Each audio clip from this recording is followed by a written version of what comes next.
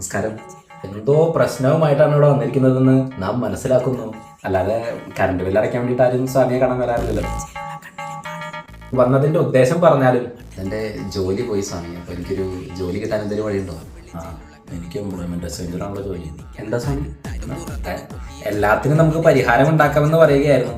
ഭക്തൻ എത്ര വയസ്സായി? ഒരു മിനിറ്റ് സ്വാമി, ഞാനിപ്പോൾ ഇവിടെ കൺസൾട്ടേഷൻ ഫീസ് ആയിട്ട് എത്ര രൂപ തരേണ്ടി വരും? ഒരു 500 രൂപ തന്നാൽ മതി. എന്നാൽ സ്വാമി തന്നെ കണ്ടുപിടിക്കും. കറക്റ്റ് ആണെങ്കിൽ ഞാൻ പൈസ തരാം. അങ്ങനെയാകട്ടെ. നാം കാണുന്നു ഭക്തന് 24 വയസ്സായി അല്ലേ? 500 രൂപയ്ക്ക് ഒരു മന്തി കഴിക്കാം. അല്ല, തെറ്റ്. ഭക്തന്റെ വീട്ടിൽ 5 അംഗങ്ങളുണ്ട്. അത് ശരിയാണോ? അതും തെറ്റി.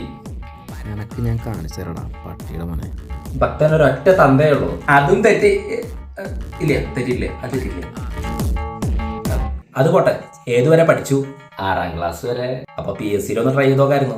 അതിന് 6 പാസ്സായില്ല. പാസ്സായ കളക്ടർ ആയാനെ. അത് തലവേലയിലുണ്ട്. മുമ്പത്തെ ജോലി എങ്ങനെ നഷ്ടപ്പെട്ടെ? സ്വാമി, ഞാനൊരു ഡ്രൈവറായിരുന്നു.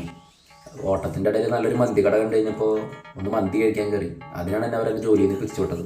ഇഷ്ടപ്പെട്ട ഭക്ഷണം കഴിച്ചതിന് ജോലി നഷ്ടപ്പെടുക എന്ന് പറഞ്ഞാൽ ക്രൂരം തന്നെ. എന്നാലും ഏത് വണ്ടിയായിരുന്നു ഓടിച്ചിരുന്നത്? ആംബുലൻസ്.